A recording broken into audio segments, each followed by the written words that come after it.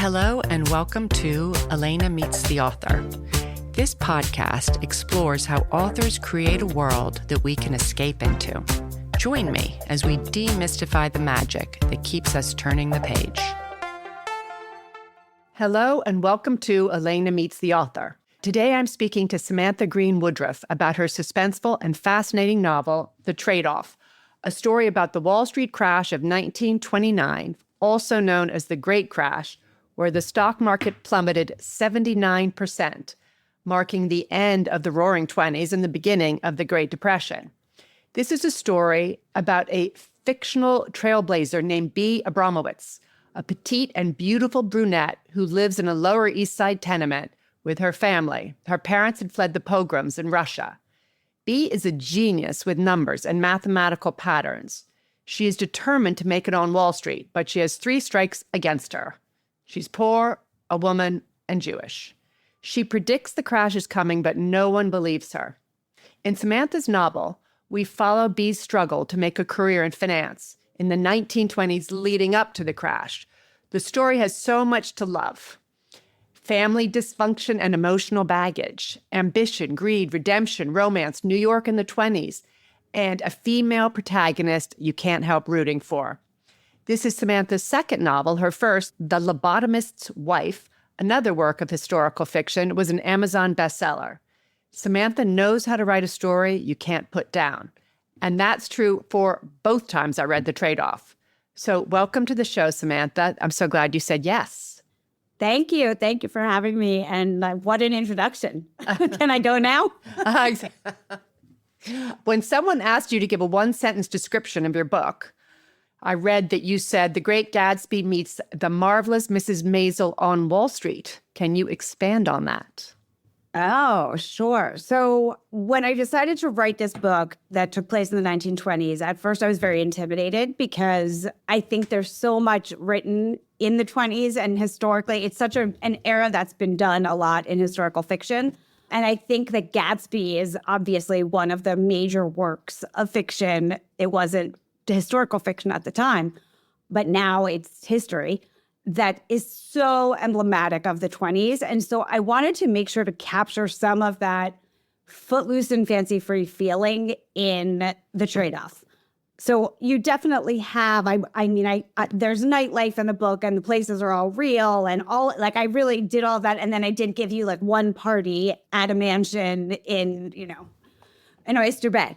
So you have that Gatsby piece, but the center of the story is, as you said, this plucky young woman who, against all odds, wants to work as a broker on Wall Street, which it turns out is totally impossible. And she doesn't care. She goes for it. She has reasons to do what she's doing. And so she gets in there in her own way, not quite the way that one would have expected. But then, as with all great investment stories, things don't go the way you expect them to go, right? And particularly for Bea, she sees things, as you said, that others don't. So I like to say when I'm setting up this book or doing a talk about it, that I won't give any spoilers except for one, the market crashes, right? So this is coming, and it's how everyone's going to work around that. And there is a bit of the mechanics of the market. I tried to make them as light and easy as possible because that wasn't what I was interested in. I was interested in the story of someone who sees the market differently than others, or who sees the world differently than others, and sort of all the complexities around morality that come from gaining or losing money, particularly on Wall Street. And what inspired you to write this book? So in 2021, I think it's 21, the stock of a company called GameStop became front page news in January of that year. And essentially what happened is that it was during the pandemic still, people were furloughed, and a lot of people were home day trading, people who had never really done anything with investing in the past. And there was this hedge fund guy. He was a really successful hedge fund guy, young guy. That hedge fund guy was in my wedding party. He was my husband's best friend when they were both starting out in the business.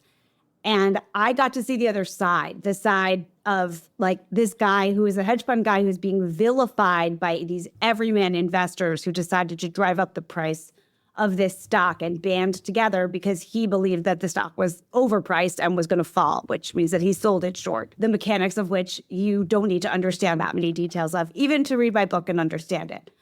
But I watched as this guy was getting death threats, as he was being vilified in the media, as he was made to kind of look like a boob in this movie.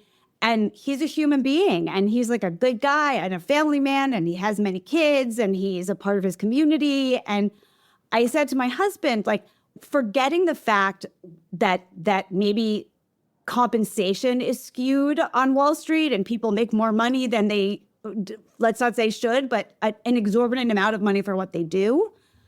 Putting that aside, there is a gray area here around the morality of this, because this is someone who's being cast as a villain, but he's not a villain in any way, except that he sees signs that he thinks this stock is overpriced.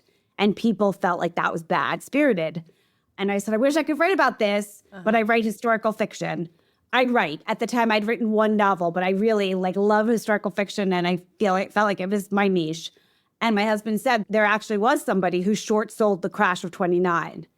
And made a fortune. And it's a guy named Jesse Livermore. And that was where I started. I said, that's how I got to the 20s. I said, oh my God, short selling was around then. I can dance around this issue. I can talk about the morality of money. I can have someone who works on Wall Street or wants to work on Wall Street who is motivated not just by getting rich, but by other forces, which, Bea has a rich family backstory. Right. And explore what it would mean to be a short seller in a moment when you're basically betting against America, and get at that complexity. So that was the inspiration. And so Bea is partly modeled after him, Livermore?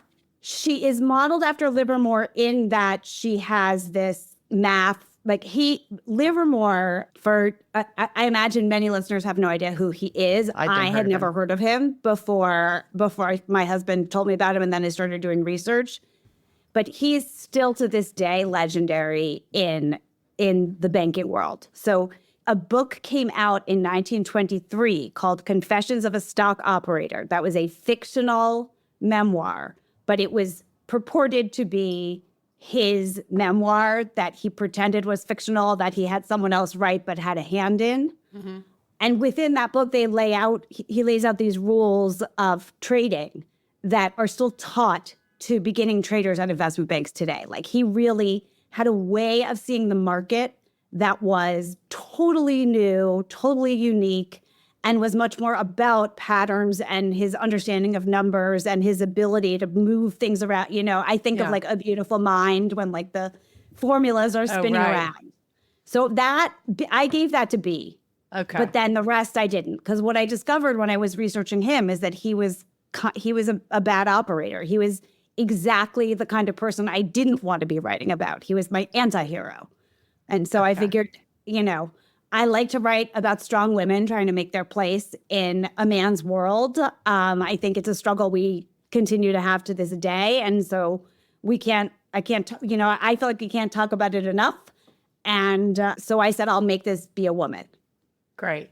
And in your research about women in the 20s working in Wall Street, what were some of the most surprising things you discovered? Well, I had this very naive assumption, because when you think of the 20s, I think of Gadsby and flappers and the women had just gotten the right to vote. So my going assumption when I started was, yes, I know Wall Street even today is a boys' club. And yes, I know that women probably more had clerical jobs than other things. But this was this bubble of opportunity for women. So I kind of thought there was a chance that women could work on Wall Street. Yeah. It turns out there was this movement. And so the first thing that I learned is that there were these things called ladies' departments or women's departments that were popping up in all of the banks. And they were essentially like banks within the bank to service only female clientele. And they were staffed often by women. but it was a very specific type of woman. So typically it was somebody who was, daughter of the American Revolution, like not an immigrant, very wealthy, social connected, belonged to the right clubs, went to the Seven Sisters schools, because essentially it was a sales job, right? If you worked there, you were kind of bringing your friends in and making them feel comfortable to put their money with your bank. Yeah. So if you were a woman, you already had limited options. And then if you were poor, you had almost no options unless you could do something clerical. And layer on top of those two things being Jewish, that was another really interesting thing to me, that so many of the big banks in that era were founded by Jewish men, but there were like no Jewish women. Strange. So, yeah. So I had invented this heroine. I had come up with this heroine who was going to have a really hard time, which is good for a plot. You want adversity. So adversity is helpful. I liked one line that I read. It was not what you knew, it was who you knew, for the ladies department. Yes. Yeah. And that seems to be very much the case. It was about the women who did this, who worked in banks, had been the women who either were daughters of wealthy industrialists or families that were already clients of the bank, or married to people who were such, had been doing fundraising in high-profile ways during World War I, and then were sort of recruited, backdoored into the banks as investing became more broadly popular and people started investing, and they wanted to have a place for women, rich women, to go and feel comfortable. I was particularly interested in the subject matter of the crash because my paternal grandfather and his identical twin brother lost most of their money in the crash, and it affected them deeply. They only ever invested in T-bills from then on, and that's like for the next 50 years. So you also have a pair of twins in your novel, Bea. I always think it's Bea, but it's Bea and her brother Jake. Can you tell us? It probably is Bea, but it's V in America. Okay. It's Beatrice. It's probably Beatrice from Well, I like Poland. both. Bee's knees. Can you tell us about your choosing twins? Yes. I wish that it was more of an interesting reason. My original concept for this novel was that Bea would become would sort of do a Tootsie Yentl with her brothers. So they were twins, because I was going to have her dress like him and go to Wall Street. Right. And that quickly faded. I realized that was just absurd. And it also wasn't going to play out in a way that I really thought was going to be very interesting for a narrative. Mm-hmm. But I did love this idea of, I'm an only child. I have two children, a boy and a girl. They're 2 years apart in age, but they are very much two sides of a coin. Like, they do have a lot of the yin and yang properties that Bea and her brother Jake have. Mm-hmm. And I love that. And I love the idea of siblings. And I love sort of being able to explore so much of the 20s through each of their lenses, because you have Bea's twin, Jake, who is all about make money fast, do as little work as possible, take every opportunity that comes in front of you, don't doubt anything. And he gets involved in a Ponzi scheme and some other things.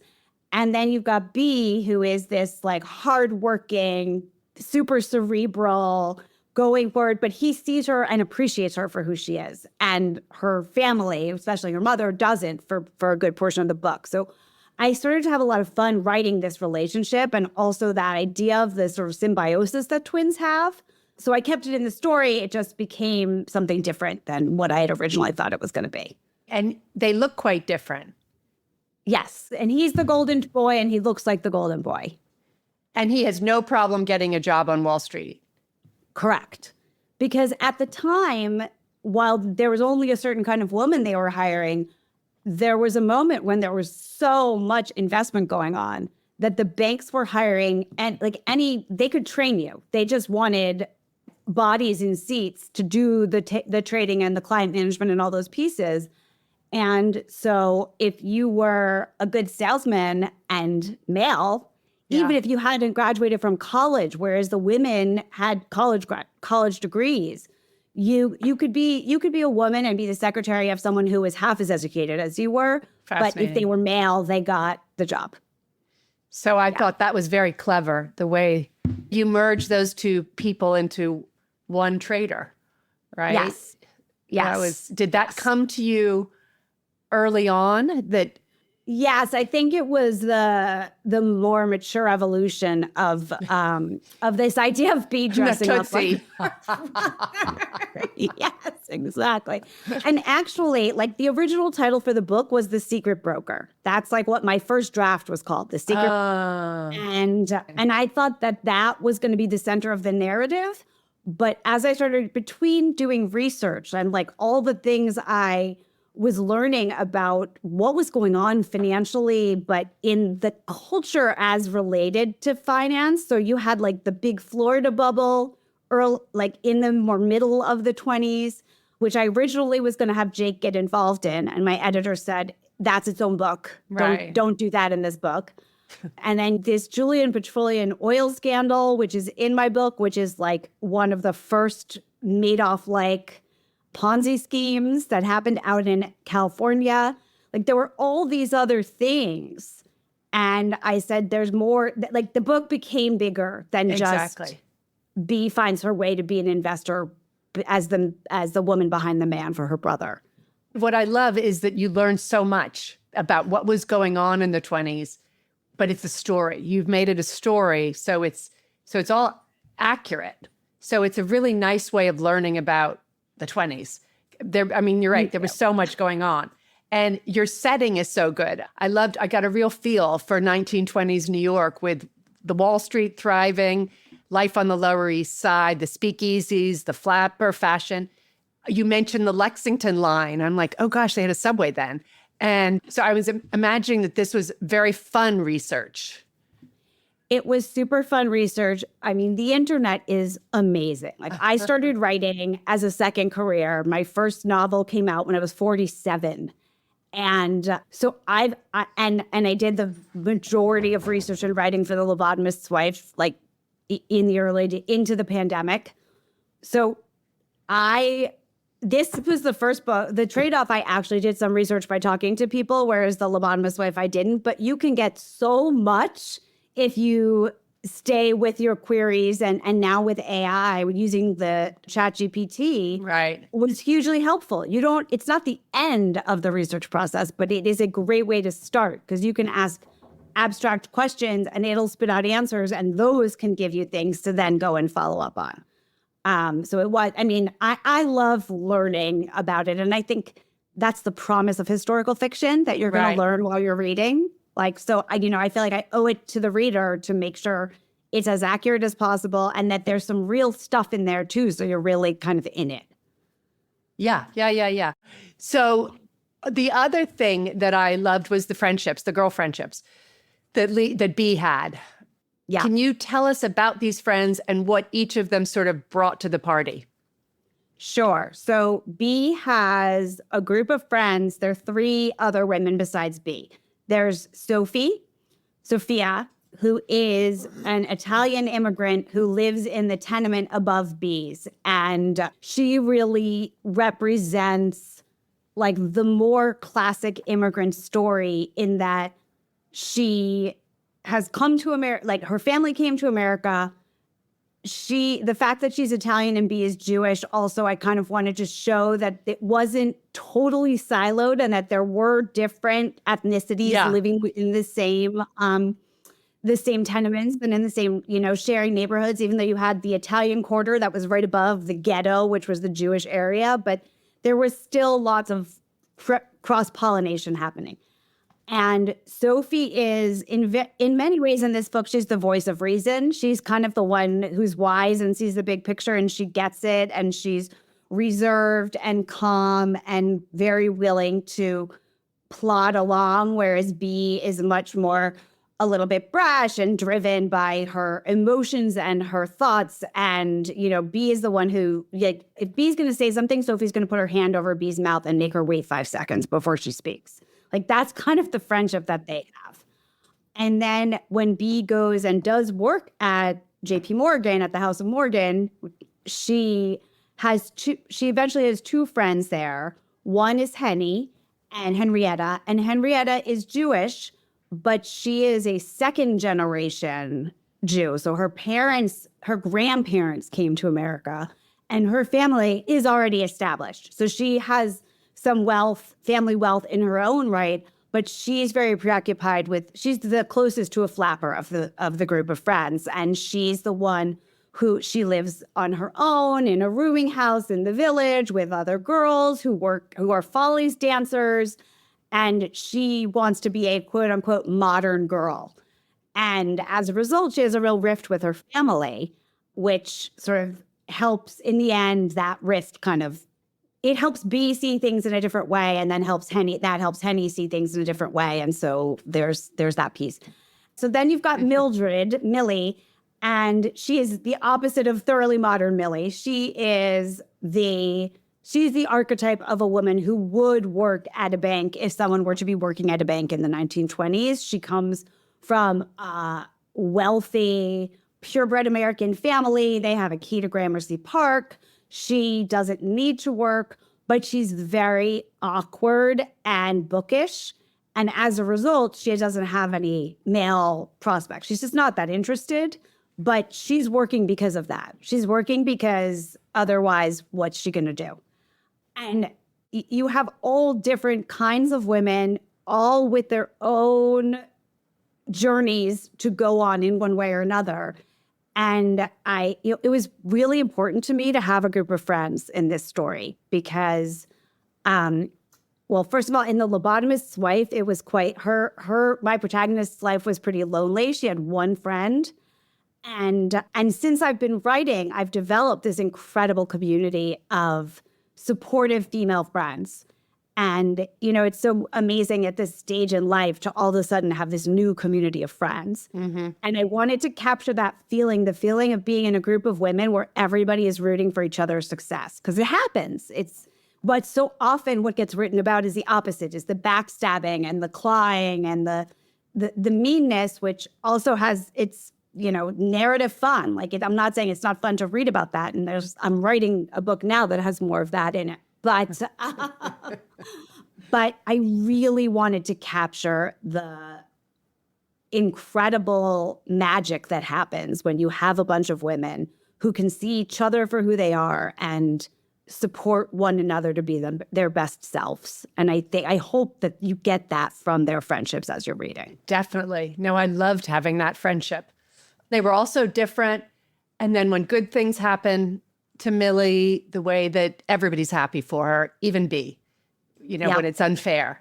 No, I thought that was a really important part of the book. It was great. Another part that I loved is the way you create suspense. So your prologue is titled October 29th, 1929, Black Tuesday, AKA The Great Crash.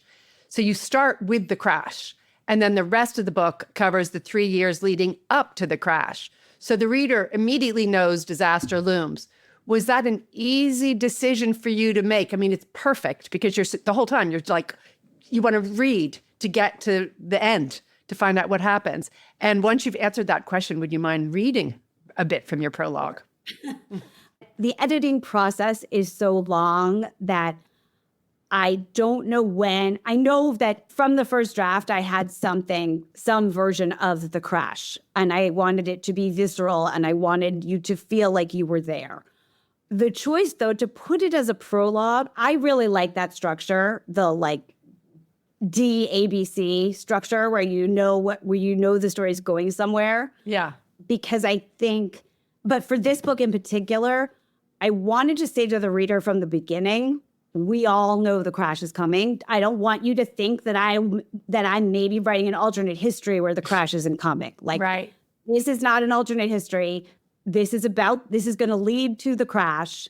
And so I'm going to put it out there at the outset so we're going to end up back here at some point. Yeah. And then, of course, when you're trying to create suspense, there's nothing better than a ticking clock. And what better ticking clock is there than one that is actually sitting in history that you can just turn on for your story? I love the way each chapter you told us what was going on with the Dow. Yes. So I start to do that once you get closer to the crash. Yeah. Because then it's like everything is, it's basically everything is coming to a head. Like, this is the year, this is it, this is how it's moving. And just as an aside, my husband, as I think I made clear when I was talking about GameStop, works in finance. Well, he actually just retired like a week ago. Congratulations, maybe. Thank you. Yes. No. Well, I mean, I think it's a temporary retirement, but for right now, he's like walking around the house, like, and kind of like extra happy.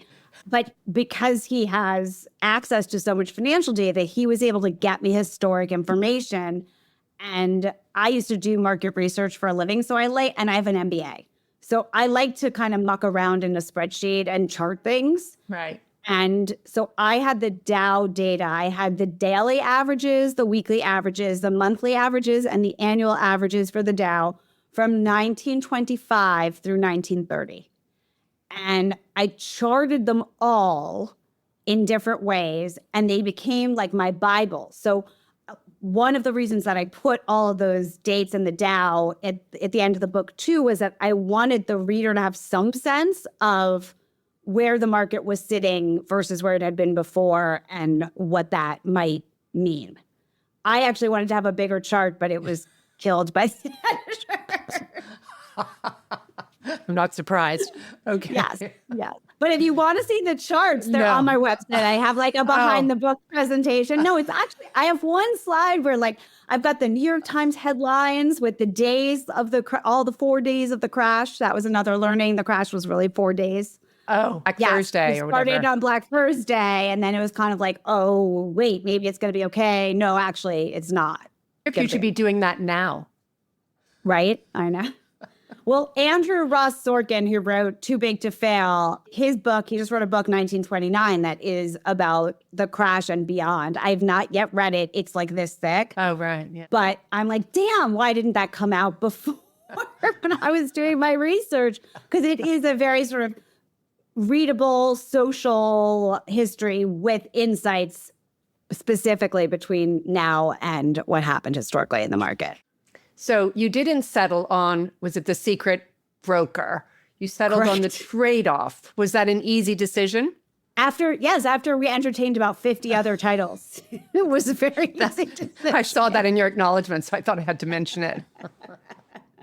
Yeah, this was a tough book to name because there were so many different pieces, and I wanted to capture it all. And I mean, I think The Trade-Off ends up doing it really well because there is also this idea of that there is a trade-off to be made. There's the actual trade and the trading on Wall Street, but like the reality, and I literally just wrote a line in the manuscript I'm working on about even like women in the world are always making a trade-off, and people are always making a trade-off, but particularly with traditional roles for women, there's a trade-off to be made about how much you're going to be wife, mother, and in the home, and how much you're going to be out in the world. And that's something that Bea really grapples with as she's going along her journey. So I think I love the name now. It's a great name. It's also just a great cover. Thank you. I really kept referring to it because I love the look of Bea in the red. It's super stylish. No, I love the cover. The Lobotomist's Wife has a similarly graphic cover, and initially they looked too similar. And actually the color palette for The Trade-Off was greens, as the Lobotomist's Wife is. And I mean, whoever designed my covers did a fantastic job. I don't know who it is because it's like a company and they don't tell you with like Union, but they definitely like have a feeling that's like a brand, and I really like the brand that they've gone with and the feeling. And it just so happens that orange and green, like that reddish orange and green, are like they're probably my two favorite colors. And that was totally I can see it in the background. I see some orange and some green. So just quickly, because I want to stay on this book, but just quickly, just tell people about The Lobotomist's Wife. The plot there is shocking and true. So, yes. The story behind it. So The Lobotomist's Wife is much more based on or inspired by an actual person. And The Lobotomist's Wife is the story of a fictional woman who is an American heiress who works in mental health and works in mental health because that is a part of her family history and there's been some family trauma. But she runs a hospital that her family endows. And she ends up marrying and becoming the biggest supporter of a man who is based on the real person who invented the ice pick lobotomy and who popularized lobotomy in the States. And it's her story, and then her story intersects. It takes you through the heyday of lobotomy, which started in the late 30s, is when it was pioneered. And then it was really popular into the 1950s. So her story intersects in the early 1950s with a 1950s housewife who has postpartum depression but doesn't know what that is and becomes a patient of her husband's.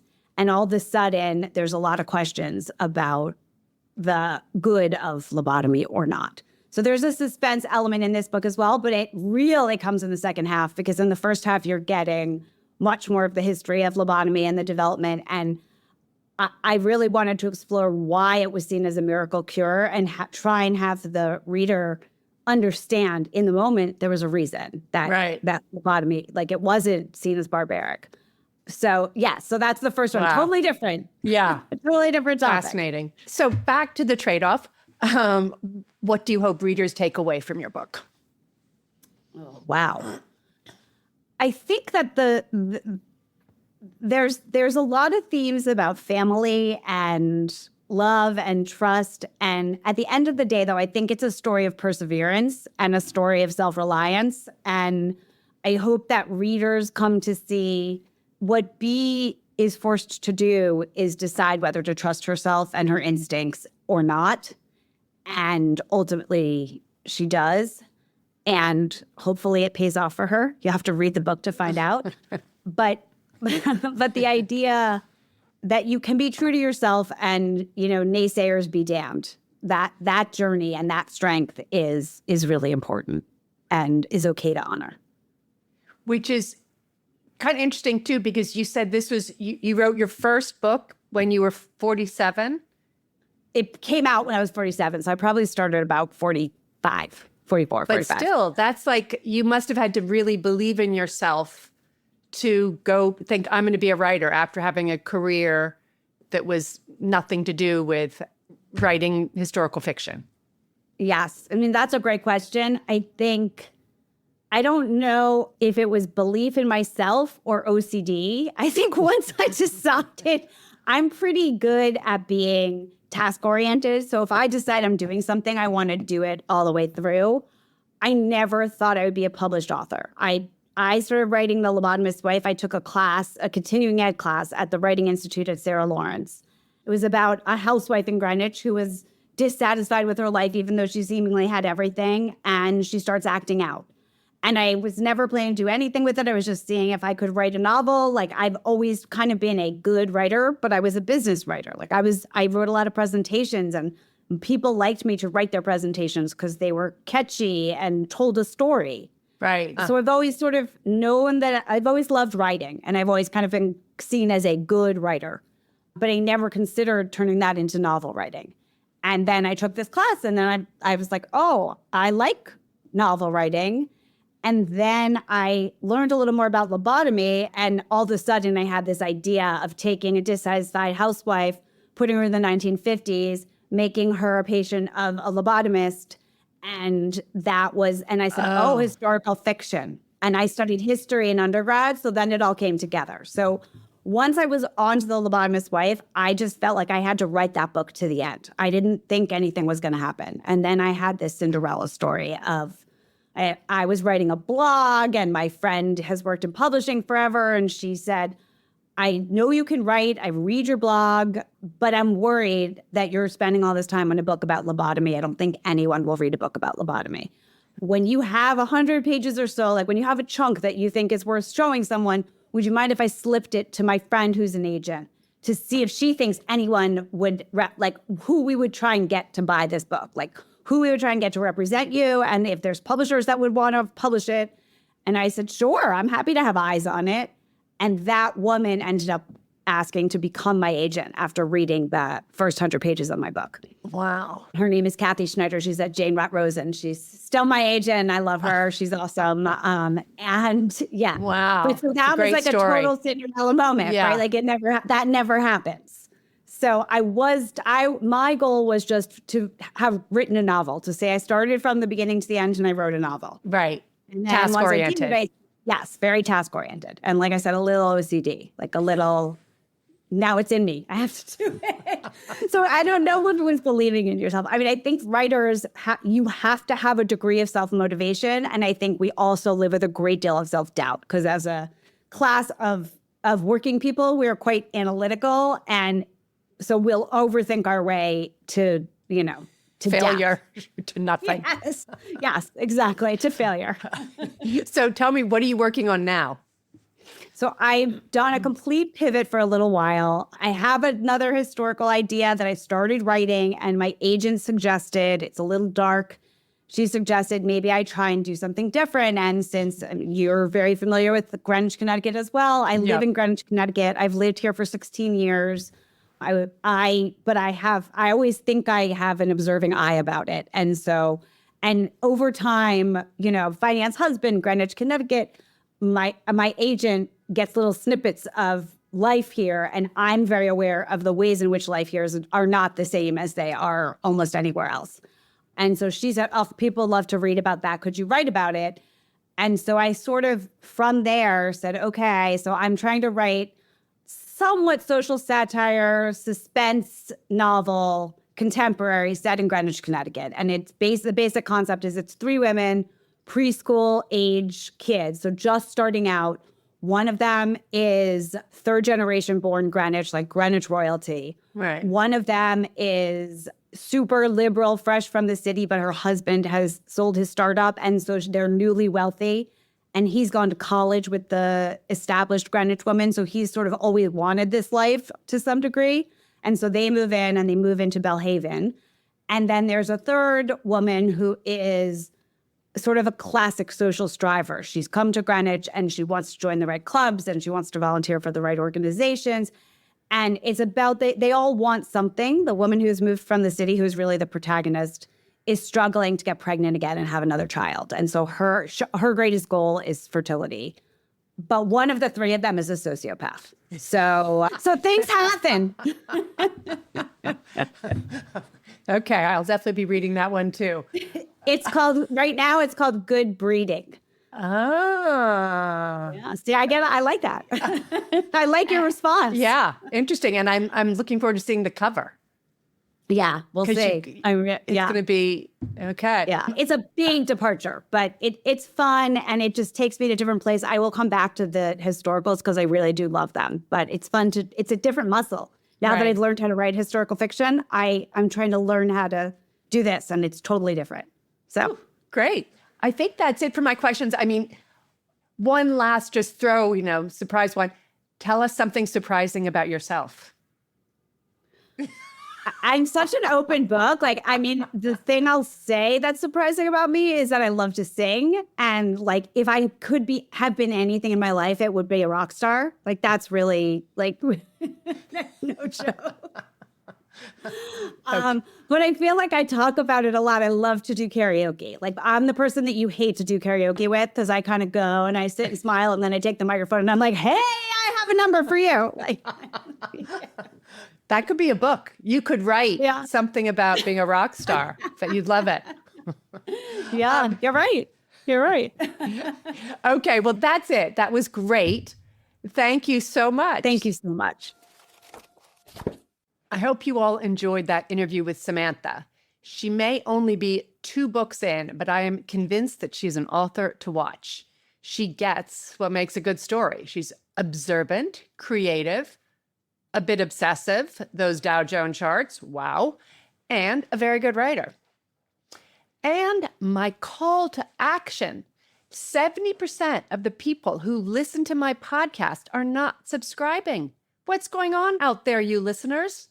Subscribing supports the show and costs you nada. So please hit that button. And if you have subscribed, leave me a review. Thank you, and I'll see you in 2 weeks.